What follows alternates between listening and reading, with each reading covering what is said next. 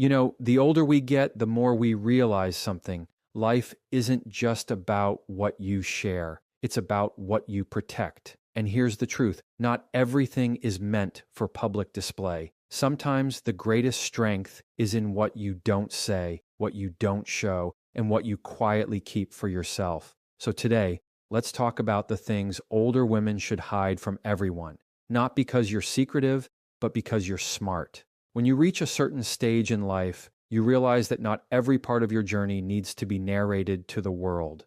Your personal struggles and battles are some of the most sacred parts of your story. They've shaped you, tested you, broken you down, and built you back up again. They are the moments where you learned the most about who you are, but also the moments where you were at your most vulnerable. And when you share those raw, unfiltered battles with everyone, you give people a window into your most delicate places. Not everyone will treat that information with care. Some will sympathize, some will admire you, but others might use it to define you, to reduce you to those moments, or worse, to manipulate you.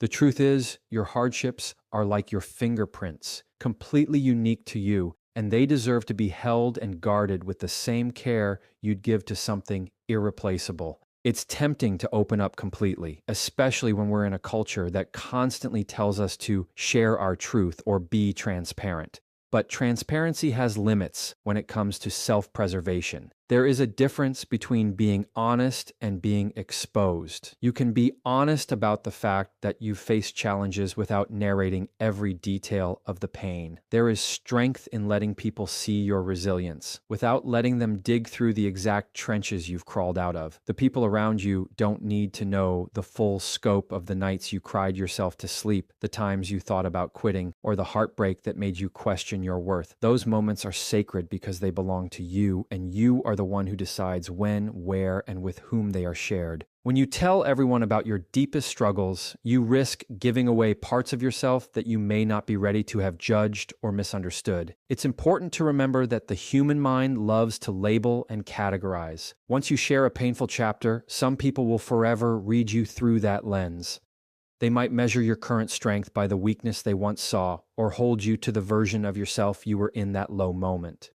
You've grown since then. You've evolved, and not everyone is capable of seeing the updated version of you without getting stuck on the older draft. Guarding your personal battles doesn't mean shutting people out. It means being intentional. It means choosing your audience wisely, confiding in those who have earned the right to hear your story, those who will protect it instead of spread it, and those who will honor your vulnerability instead of exploiting it. There's a reason certain parts of your life feel heavier to share. It's because they carry pieces of your soul, and the soul is not something you hand out casually. You've already fought through so much, and you owe it to yourself to keep certain victories and scars as private treasures. You don't have to let everyone in on the exact details of the storm you survived to prove you're strong. Your strength is visible in how you carry yourself today, in your composure, in your peace, in the way you no longer flinch when life throws something unexpected at you. The quiet confidence of someone who has survived without broadcasting every wound speaks louder than any story could.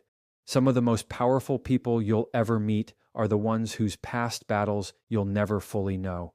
They've mastered the art of holding their history close, letting only the wisdom, not the wounds, show. Money is one of the most personal and sensitive subjects in life, and as you grow older, you start to understand the power that comes with keeping your financial details private. Your financial situation, whether it's abundant or modest, is not something that needs to be on display for public opinion. The reality is, once people know exactly what you have, they will start to form narratives in their minds. Some will expect you to give or help more.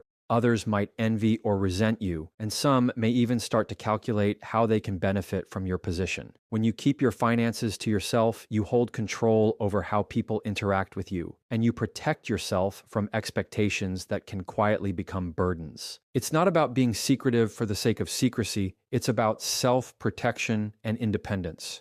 Money changes the way people see you, sometimes in ways you won't even notice at first. A simple piece of financial information can plant a seed of judgment that grows over time. If someone believes you're doing exceptionally well, they might assume you can afford to say yes to everything. They might begin to question your choices or feel entitled to your resources. On the other hand, if they think you're struggling, they may see you as less capable or treat you with a kind of pity that underestimates your strength and resilience. Neither of those perspectives truly reflects who you are, yet both can influence how you're treated. By keeping your financial details private, you're not only protecting your resources, you're protecting your peace. You don't have to answer unspoken questions about why you bought something, why you didn't buy something, why you take certain trips, or why you make certain sacrifices. When you remove that information from the conversation, you give yourself the freedom to make decisions without an audience dissecting them. This freedom is especially valuable because as life goes on, your financial choices become more about personal goals and long-term security than about proving anything to anyone else. There's also a deep emotional layer to finances that people often overlook.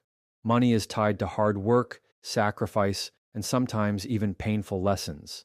The numbers in your bank account are not just numbers. They are stories of years of effort, discipline, and navigating difficult circumstances. Those stories are personal, and they deserve to be shared only with people who respect them enough not to use them against you. Not everyone has that respect.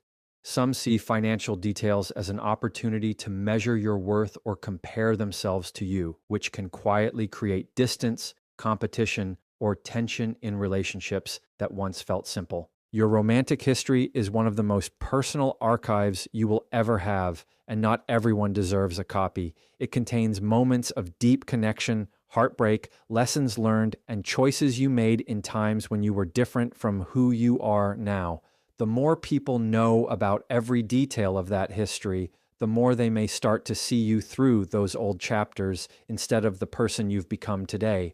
There's a certain power in allowing your current self to be defined by your present actions rather than by a trail of past relationships that no longer reflect your reality.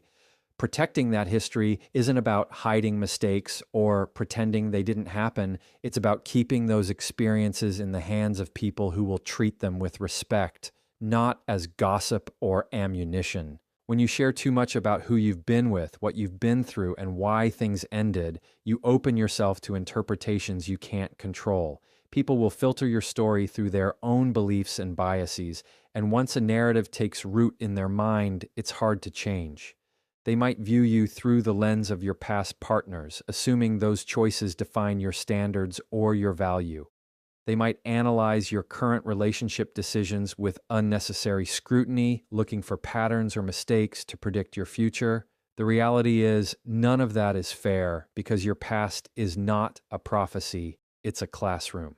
There's also a layer of dignity that comes with keeping certain details to yourself. Relationships, no matter how they ended, once held moments of intimacy, trust, and vulnerability. Those are not pieces of your life to be passed around casually. They were real connections, even if they broke apart, and airing every detail to the wrong audience strips them of the privacy they once had. You can acknowledge your experiences without opening the door to every memory. You can share the wisdom without sharing the full wound. The older you get, the more you realize that some stories belong in a closed book, not because you're ashamed of them, but because they lose nothing by staying unspoken.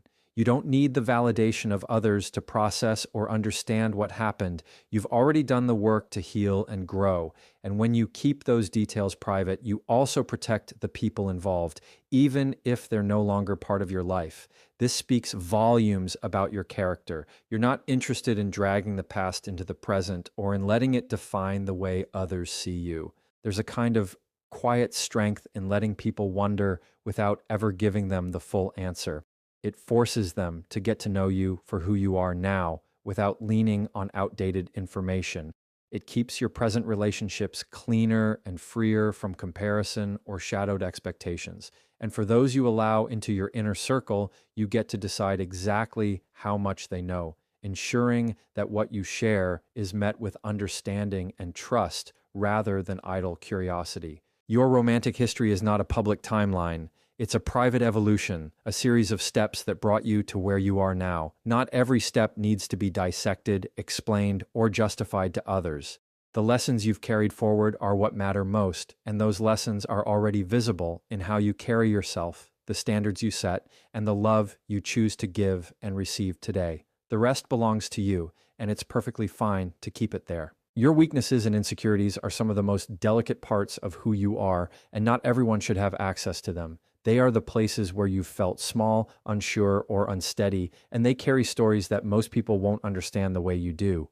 The truth is, when you reveal those soft spots to the wrong audience, you give them a kind of power over you, power they may not deserve and may not use with kindness. Some people will use that knowledge to protect you, but others will store it away for moments when it benefits them, consciously or unconsciously. Protecting your insecurities is not about pretending you're flawless. It's about ensuring that only the right people have the privilege of seeing the full, unguarded version of you. There's a misconception that being open about every insecurity is a sign of strength. While vulnerability can be powerful, it has to be intentional. You can choose moments to share when it will help you grow, deepen a relationship, or connect with someone who truly understands you. But if you share every insecurity with everyone, you invite a level of judgment, assumption, and even pity that can weigh you down. People can unintentionally or intentionally start to define you by those moments of self-doubt, and once they see you through that lens, it can be hard for them to see the full scope of your capabilities. Your weaknesses are not permanent. They are simply areas in progress. When you expose them too soon or too widely, you give people the chance to freeze you in place, to think of you as someone who will always be limited in that way. They may underestimate you, treat you more delicately than necessary, or even avoid trusting you with certain opportunities because they can't see beyond the insecurity you revealed. Protecting those areas gives you space to work on them privately, to strengthen them without outside voices shaping the process. There's also a kind of quiet dignity in keeping certain struggles to yourself. It allows you to navigate challenges without the noise of outside opinion. When fewer people know about your insecurities, you can focus entirely on your own perspective instead of worrying about how others are interpreting your growth. It keeps you in control of the narrative and ensures that you are the one who decides when and how to share. Sometimes, by the time you choose to talk about an insecurity, you've already conquered it, and the story becomes one of triumph instead of vulnerability. Life has a way of teaching you that not every piece of yourself needs to be displayed to be real. You can acknowledge that you're human, imperfect, and still evolving without handing over the blueprint of where you feel unsteady. The people who truly care about you will see your humanity without needing a list of your fears or self-doubts. And those who don't have your best interests at heart will be left without the tools to diminish your confidence or twist your words. When you guard your insecurities, you protect your energy. You avoid the draining cycle of defending yourself, explaining yourself, or justifying why you feel the way you do. You're able to present yourself in the world from a place of strength while doing the work on your weaknesses privately, at your own pace. There's nothing dishonest about that. It's simply wisdom. The most self-assured people you meet are not those who share every flaw, but those who know exactly which parts of themselves are safe to give and which are better kept in trusted hands. Your long-term strategic plans are some of the most valuable and sensitive parts of your life, and they are not something that should be laid out for everyone to see. These plans hold your ambitions, your vision for the future, and the careful steps you've designed to get there. When you share them too openly, you expose yourself to unnecessary influence, doubt, and sometimes even sabotage.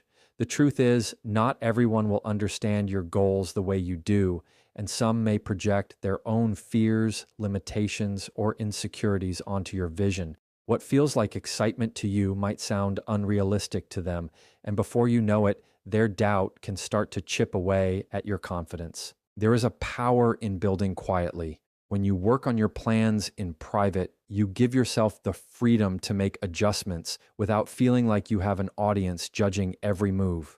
You can experiment, adapt, and even fail without having to explain yourself to people who might not see the full picture. Not all progress is visible, and not every step you take needs to be justified. When your long-term vision is yours alone or shared only with those you fully trust, it's protected from the noise of too many opinions. It's important to remember that big plans often take time to develop, and during that time, they are fragile. Like a seed just planted, they need the right conditions to grow: care, patience, and protection from harsh elements. Sharing them too soon is like pulling that seed out of the ground to show someone before it's had the chance to root. Even well-meaning people can unintentionally discourage you or plant seeds of doubt simply because they don't see what you see. Your vision is clear to you because it's tied to your values, your experiences, and your unique perspective. Others may not have that same clarity, and their lack of understanding shouldn't derail your momentum. Another reason to keep your strategic plans private is that not everyone around you operates with the same intentions. Some may be inspired by your goals, but others may feel competitive or threatened by them. In certain situations, revealing too much can open the door to people copying, undermining, or even blocking your progress. Privacy gives you the advantage of moving at your own pace without external interference. It allows you to surprise the world with results instead of promises. There's also a mental benefit to keeping your plans close. When you speak too much about a goal before it's achieved, you can trick your brain into feeling like you've already done the work. Talking about it can create a sense of accomplishment that replaces the drive to actually make it happen. By keeping quiet, you preserve the hunger and determination that fuel action. You stay focused on execution rather than external validation. Sharing your plans selectively doesn't mean shutting people out. It means being deliberate about who you invite into that space. The right people will encourage you without overstepping, challenge you without discouraging you, and respect your vision without trying to reshape it into their own. These are the people who can hold your ideas with care and help you nurture them into reality. Everyone else can see the finished product when the time is right. Until then, your plans are your private blueprint, and that privacy gives you the best chance of turning them into something real.